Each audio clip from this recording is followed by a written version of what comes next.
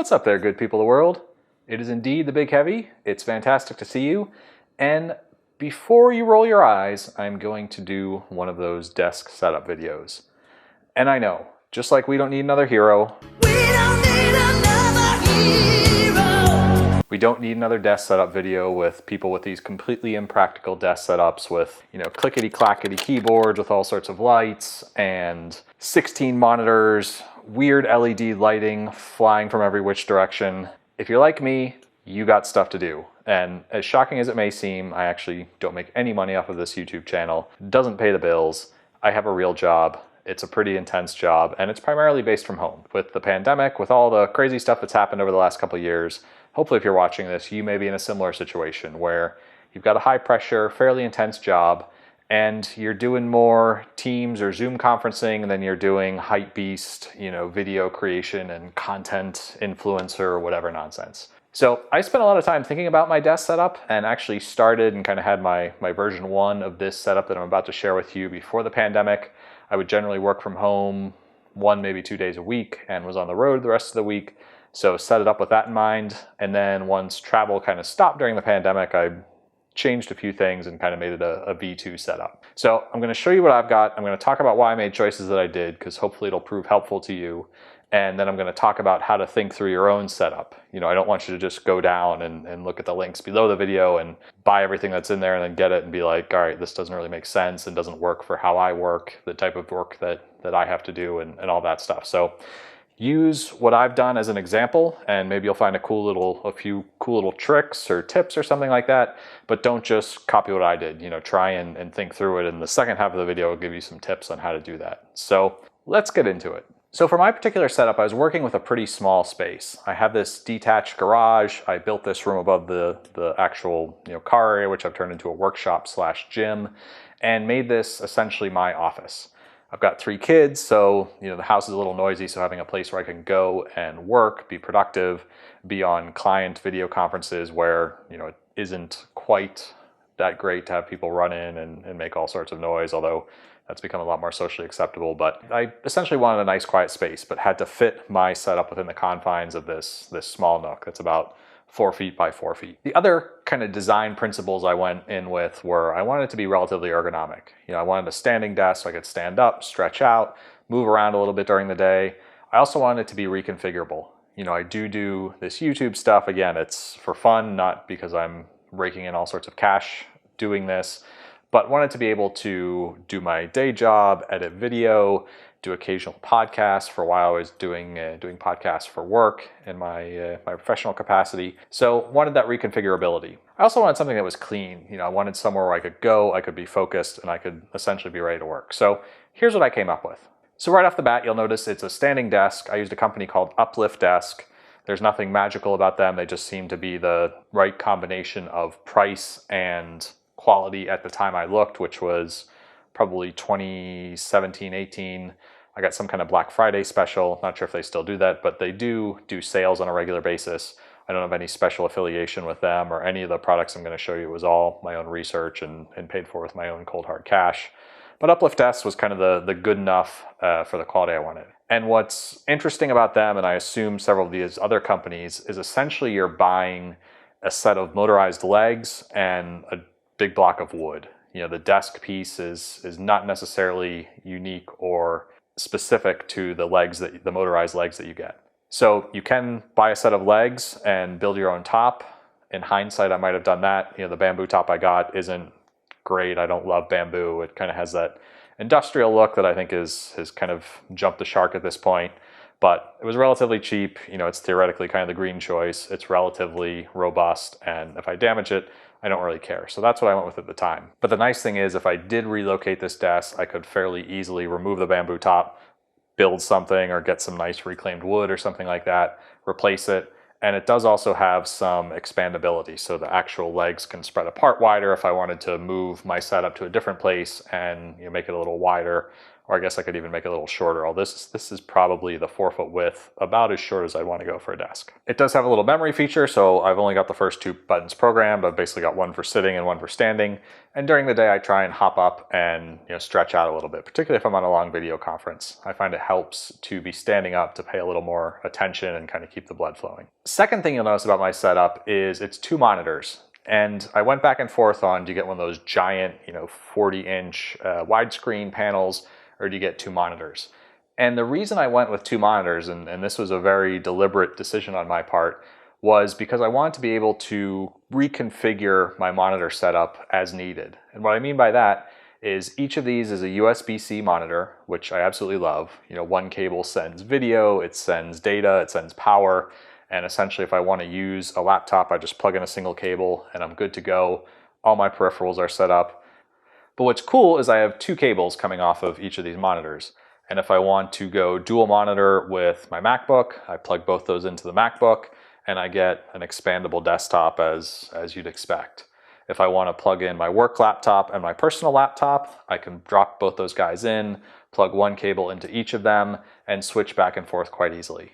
I would say on this monitor stand, this is a super expensive piece of hardware. I think it was like 600 bucks. I frankly struggled to swallow spending 600 bucks on a monitor stand, but 2 things swayed me. And again, do your own research. I'm not advocating that you run out and buy this thing, but if you do run into the issues that I'm going to mention, it's worth taking a look at. So first of all, I had one that came with the Uplift Desk in part of that package. It was rated for monitors that were quite heavy, but it frankly kind of sucked. I had a single monitor on it that was well below its weight limit, and it would sort of sag. You get it positioned where you wanted, and then it would kind of droop down over the course of a couple or 3 days. If I was away for a week or 2, I'd come back and it'd be sort of sadly sitting on the desk. And there's a tension adjuster, and I'd keep cranking that thing in more and more, and it would help a little bit, but it generally would sag after a little while, no matter how much I cranked that tension. And the other thing was its tilt adjustment and its XY axis adjustment weren't very good. So there was a lot of slack and play in them. So you would get the monitor perfectly positioned to where you wanted, and then as soon as you lifted your fingers off, something would get a little cockeyed or go forward, or it was kind of a pain in the neck. So I would get it perfectly where I wanted, take my hands off, it would be kind of where I wanted, it would sag and droop, and it just wasn't very functional. And I actually found that I wasn't using the standing desk function all that much because I couldn't easily raise the monitor up and down. So this monitor stand, and again, I'll put a link down below. I can't remember the make and model, but it's pretty industrial. You see them in offices all over the place. It's got a cable system to raise and lower. The thing's built like a tank. It doesn't take a lot of footprint of your desk. You can see the mounting area is relatively small, and it raises and lowers very nicely. It's on that cable system, it rotates, and it's very easy to use with a standing desk because you want your monitors at a little bit of a different height when you're standing versus when you're sitting. So that's just one thing that made my life a little easier, and what got me over the hump on spending so much dough for something as ridiculous as a monitor stand was the nice thing about some of the non-technology pieces of your desk is they last a lot longer than the technology pieces. So, is a $500 desk ridiculous? Maybe, but you're going to get 10, 20, 30 years out of it. Same thing with an ergonomic chair. Is a 2, 3, I'm sure you can spend up to thousands of dollars ergonomic chair worth it? Well, maybe if you're going to get 20 years out of it, and I got 20 years out of my last office chair before it started getting a little janky. So, if you wouldn't hesitate to spend a couple grand on a MacBook that's going to be obsolete in 5 years, maybe pare back the MacBook a little bit and spend $400 or $500 on something like a good monitor stand, a good desk, a good chair that you're going to get 15, 20 years out of. You'll also see this little trick that I'm quite proud of. I didn't see this anywhere else on the internet. It kind of came to me during a fit of insomnia, but I got one of these super cheap Amazon shelves. I'll put the link in there. I think it was 10, 12 bucks. And I got this relatively nice, albeit generic, knockoff laptop holder. And what's nice about this thing, it holds 2 laptops, and you can configure the width of each of those slots. And essentially I have it set up for my personal laptop and my work laptop. I drop those puppies in there. They sit up on that little random shelf. They don't take up any desk space. They're not hanging down below somewhere where I'm going to bash into them with my knees. And essentially they're out of sight, out of mind. So I have reconfigurability. I can set up my work system on one screen, I can set up my personal system on another screen. I can be bouncing between them. I can have just my work computer running on 2 screens. I can have just my personal running on 2 screens. So it gives you a lot of flexibility.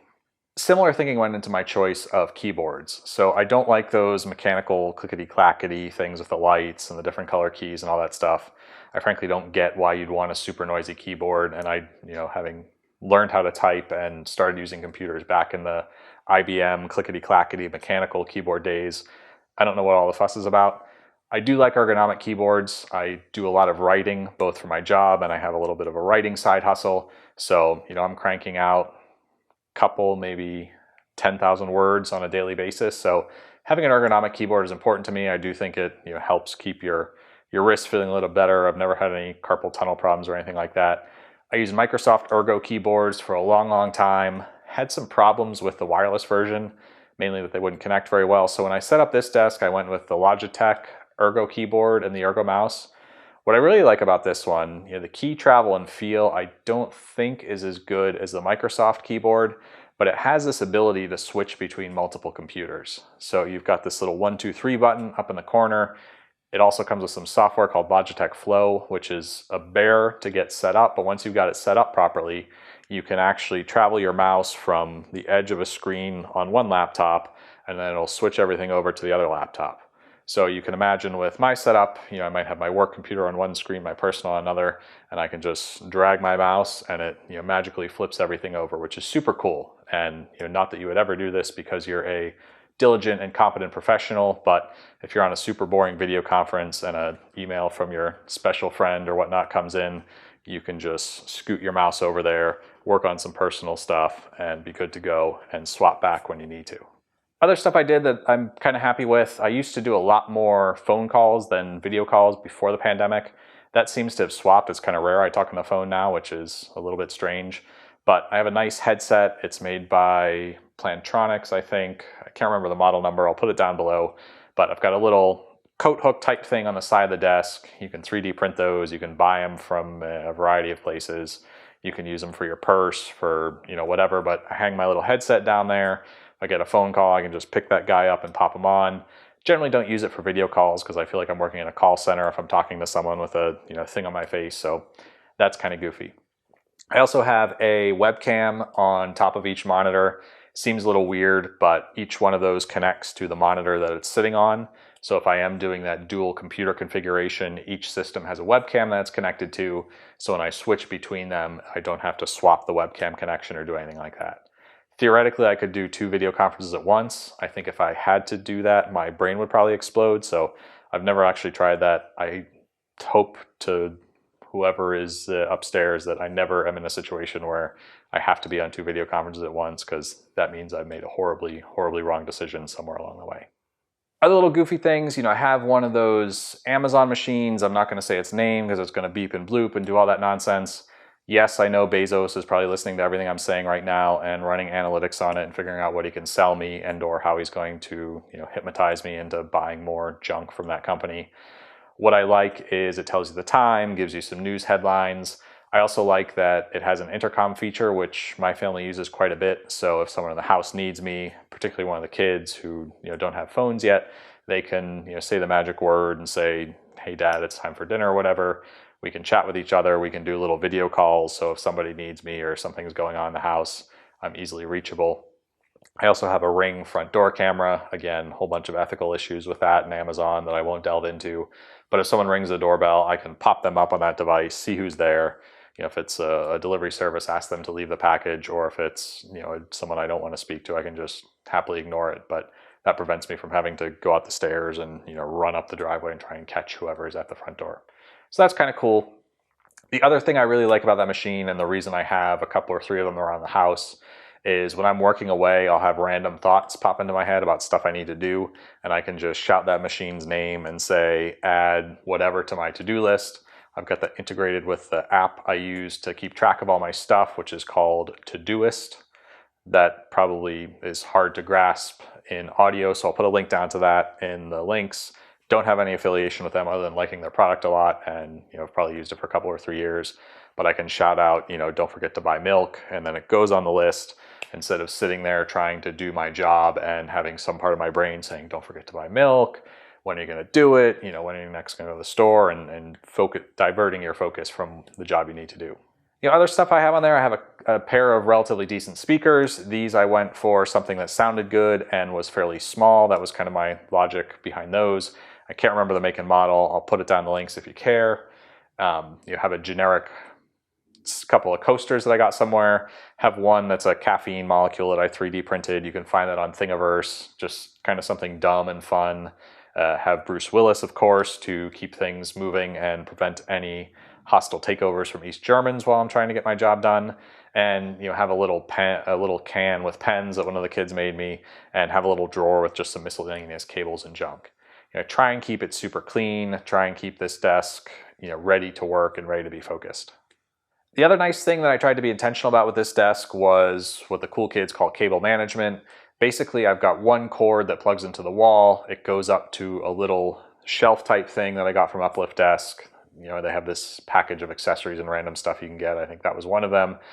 And I've got a power strip in there. I've got a whole bunch of junk jammed in there. It's basically a rat's nest of cables and crap, but you don't see it because it's hidden under the desk, and that gives me one cable plugged into the wall. So if I did need to roll that desk around, if for some reason I wanted to use that little nook up here, or if I wanted to work from a different part of the room, I pull one cable and I can pretty much roll my whole setup around fairly easily. It also helps for cleaning, since you get some cobwebs and some funk back there in the corner, since it is jammed into kind of a small space. So very easy to move the desk around. Also helps with the stand-up desk feature, since there's only one cable that I need to leave long for when the desk moves up and down. Everything else kind of goes into that little shelf in the back, so it's not affected when you raise or lower the desk. So now that we've gone through my setup, let's real quickly go through the thought process I'd recommend if you're thinking about reconfiguring your desk. So first off, instead of running around and looking at what all the cool kids and the hype beasts are doing and grabbing some funky keyboard or something because you saw some influencer with it, I would sit down and say, what are the couple or three things you want to do with your desk? So if you've ever done any design work, you start out with use cases, and that's essentially how you're going to use the product that you're building. And think of your desk like a system. Think about starting with, here's what I want to do, and then letting that guide you to all the stuff you want. So maybe you want that ergonomic feature, maybe you're really concerned about cost, maybe you need a lot of space. Think about how you're working now, maybe change jobs, and write down a couple or three things. For me, it was having that ability to stand. It was having something that I could reconfigure for doing personal and for doing business type of work, being able to use those multiple laptops, and also allowing other people in the family to plug in their laptop and be able to work from one of the multiple workstations I have set up around the house. So those are my use cases. Take 5 minutes, list down a couple or three of yours, and then use those use cases to drive out what are the capabilities that you think that means. So again, for me, that ability to do work and personal meant let's have two separate monitors versus let's have one big one. That ability to have a clean desk and have that flexibility had me put in that large monitor stand. So once you've got those use cases, think about the capabilities that you want. So, I wanted that personal and business combination, so that meant I needed two monitors versus just having one. I needed that ability to switch between them and found that Logitech keyboard with that flow capability. Maybe you have a need for doing, lots and lots of video editing, so you have a very different monitor configuration than I do. Or maybe you do a lot of document work where you want one monitor that's horizontal and one that's vertical. So start with those use cases, get to those capabilities, and then you can use that to start to define the specific hardware you want. And by thinking about it starting with your use cases, you're going to end up with a system of stuff that works together versus 10 things that are super cool on their own, but when you mash them together, maybe don't quite fit what you're trying to do with your desk. I'd also suggest with a lot of these products, there's the usual sales around Black Friday. Amazon has Prime Day where the Amazon devices are invariably on sale. Look around and find some of the people that are sponsored by some of these companies. I think Uplift Desk does a bit of that, so you can find discount codes from people. Unfortunately, I'm not sponsored by any of these guys, so I don't have anything to offer you on that front. But there are ways you can save a few bucks, because it is a pretty expensive proposition. But again, think about it in terms of what are the products that are going to last. You probably may or may not blink spending a couple grand on a laptop or some sort of technology device. maybe a couple grand on your desk, your chair, you know, your ergonomic features and some of that stuff is not that bad an investment because you'll get a lot longer out of it than you would out of a typical laptop or computing device. So I hope this helps you out. For those of us that, like me, have to roll out of bed every morning and go to a day job, this setup has worked pretty well. Start with your use cases. Hopefully I gave you some good, couple or three cool ideas. Figure out the capabilities you need in your home office setup, and then get the right products, look for them on sale. Don't feel bad assembling it over time, or maybe you do need to compromise in a few areas so you can get something that helps you be productive today versus waiting for the perfect tomorrow. And best of luck to you. Keep on fighting the good fight out there in the real world. Keep on holding it down. Thanks for watching, and I will see you on the flip side. Peace. Ever wonder why every talking head on YouTube asks you to hit the like and subscribe button at the end of their video? You were right, because we're living in a computer simulation. And our benevolent robotic overlords get just a little bit of energy every time you hit that like. So do me, the rest of civilization, and our benevolent robotic overlords a favor. Mash that subscribe, be kind to each other, keep living your simulated dreams.